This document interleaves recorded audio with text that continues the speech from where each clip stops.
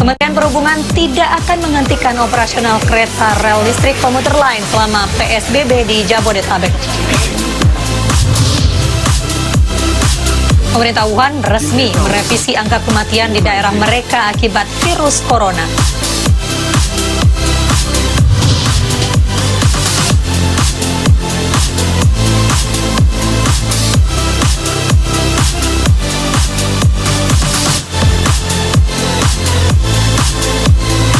Halo, selamat malam pemirsa. Selain informasi tadi, kami juga akan menyuguhkan informasi mengenai persiapan penerapan PSBB di Tangerang Raya. Bersama saya, Mirpa Suri, inilah iNews Malam selengkapnya untuk Anda.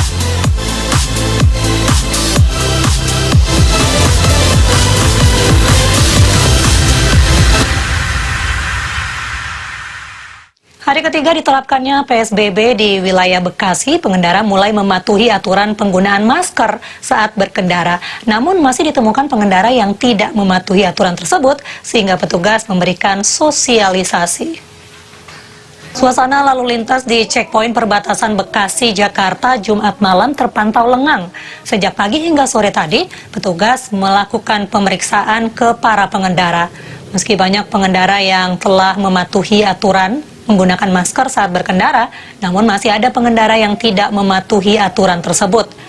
Petugas memberikan penjelasan aturan PSBB di Bekasi yang diterapkan selama 2 pekan ke depan. Sementara itu, masih saja nekat melayani makan di tempat, sebuah restoran ternama di kawasan Cempaka Putih, Jakarta Pusat, dibubarkan paksa petugas Satpol PP.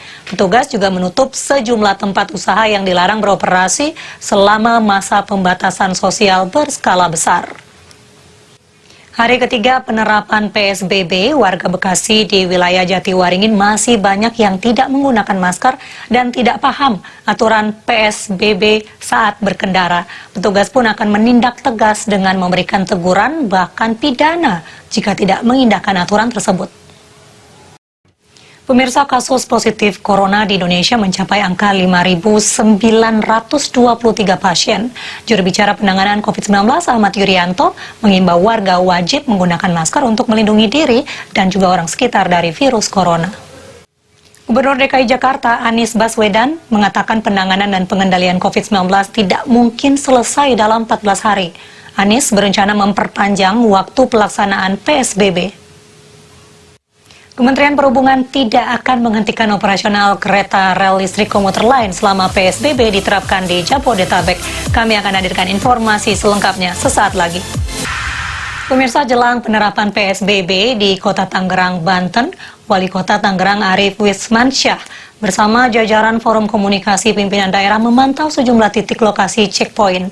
PSBB di Kota Tangerang akan mulai berjalan tepat pukul 12 malam ini hingga 1 Mei mendatang.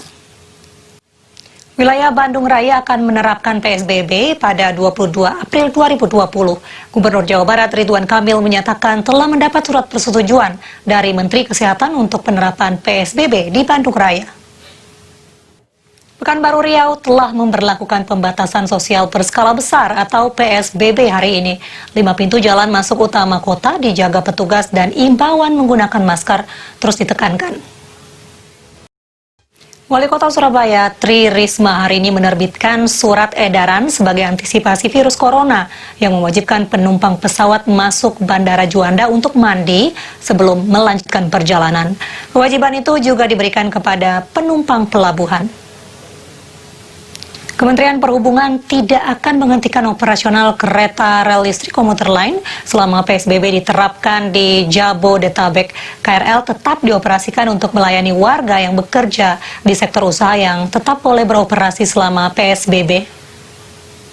Untuk KRL di Jabodetabek yang telah ditetapkan PSBB, pengendalian yang dilakukan dengan pembatasan, bukan menutup atau melarang sama sekali, khususnya melayani kegiatan dan pekerjaan yang dikecualikan selama PSBB. KRL hanya boleh beroperasi pada pukul 5 pagi hingga 6 sore. Sementara jumlah penumpang dibatasi maksimal 35% dari kapasitas normal.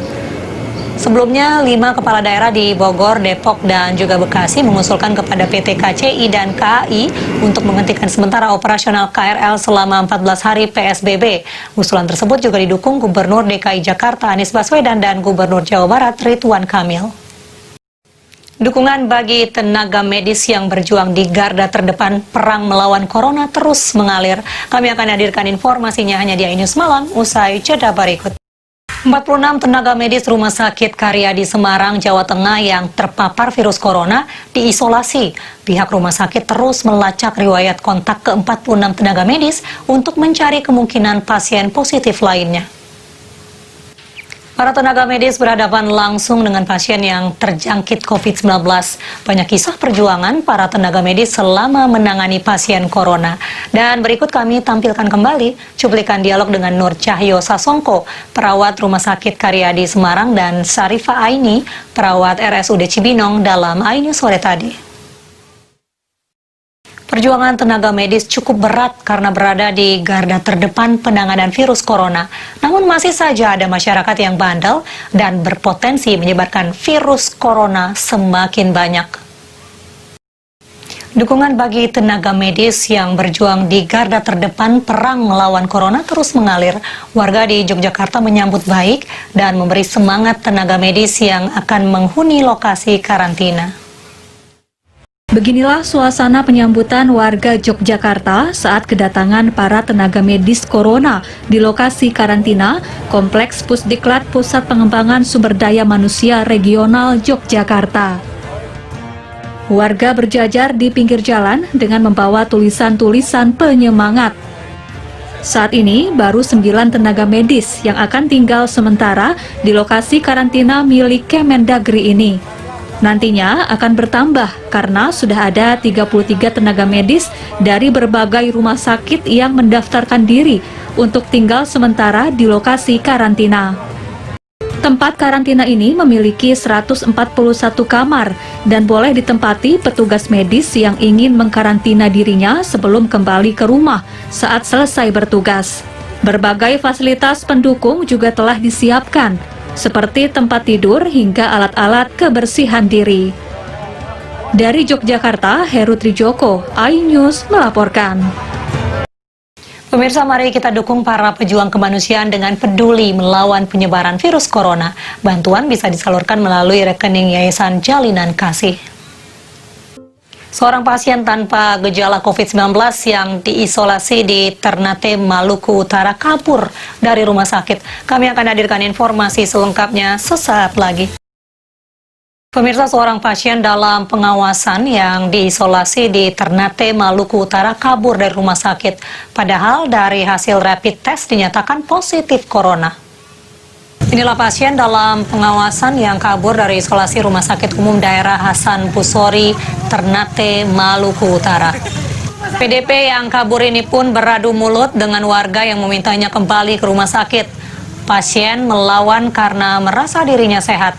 Setelah mendapat penjelasan tim medis, akhirnya pasien mau diisolasi kembali. Pasien ini baru diisolasi selama 1 hari, karena hasil rapid testnya dinyatakan positif. Dirinya pun diisolasi sambil menunggu hasil tes swab.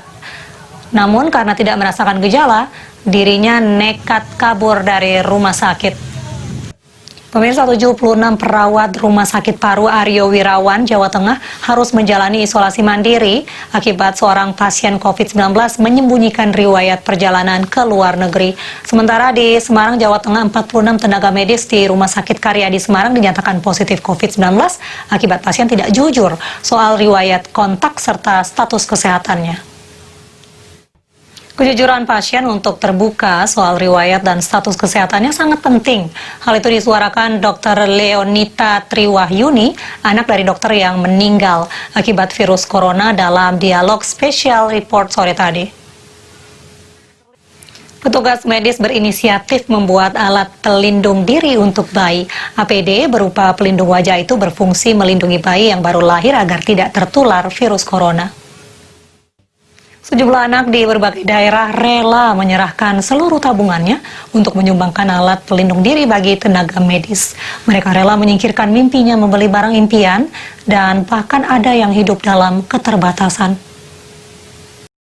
Aksi sosial di tengah pandemi corona diperlihatkan warga Daan Mogot dengan membagi-bagikan sembako untuk warga yang membutuhkan. Sementara Kementerian Sosial mendirikan dapur umum untuk menyiapkan makanan siap saji bagi warga Jakarta yang terdampak corona.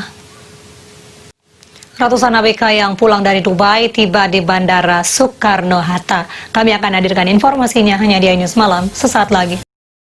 Pemirsa, di tengah pandemi virus corona, Kementerian Agama anjurkan masyarakat untuk beribadah di rumah saja selama bulan Ramadan. Hal itu dilakukan guna memutus rantai penyebaran virus corona. Pemirsa, ratusan ABK yang bekerja di Dubai tiba di Bandara Soekarno-Hatta, Tangerang, Banten, Jumat siang. Sebelum sampai di kampung halamannya, mereka diimbau isolasi mandiri selama 14 hari. Pemirsa, mewabahnya COVID-19, tiap warga diharapkan semakin sadar akan pentingnya menjaga kebersihan dan melaksanakan protokol kesehatan. Salah satunya dengan membersihkan barang dari luar rumah sebelum digunakan. Dan berikut salah satu tipsnya. Pemerintah Wuhan resmi merevisi angka kematian di daerah mereka akibat virus corona. Kami akan hadirkan informasi selengkapnya usai jeda berikut. Pemirsa, Indonesia kehilangan mantan atlet yang juga perenang di Olimpiade 1984 di Los Angeles, Lukman Niyode.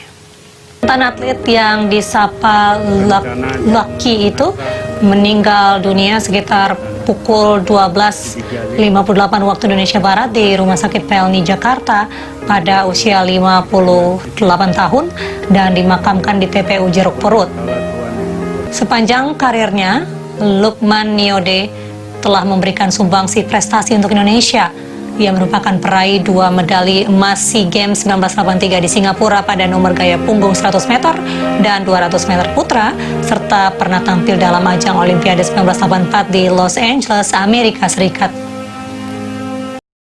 Pemerintah Wuhan resmi merevisi angka kematian di daerah mereka akibat virus corona. Setelah direvisi, total kematian naik 50%. Pemirsa, bagi Anda yang ingin meringankan beban saudara-saudara kita yang membutuhkan bantuan, bersama MNC Peduli, Anda bisa menyalurkan bantuan melalui rekening Yayasan Jalinan Kasih seperti yang tertera di layar televisi Anda. Dan pemirsa, mengakhiri iNews Malam, kami hadirkan informasi dari eSports, di mana bek Liverpool, Trent Alexander-Arnold, melaju ke perempat final Stay and Play Cup FIFA 20 usai menaklukkan penyerang Real Madrid, Vinicius Junior. Dan informasi ini menutup jumpa kita dalam iNews Malam. Akhirnya saya, Mirfa Suri, dan kerabat kerja yang bertugas undur diri. Terima kasih sudah menyaksikan iNews dari rumah Anda. Selamat malam, sampai jumpa.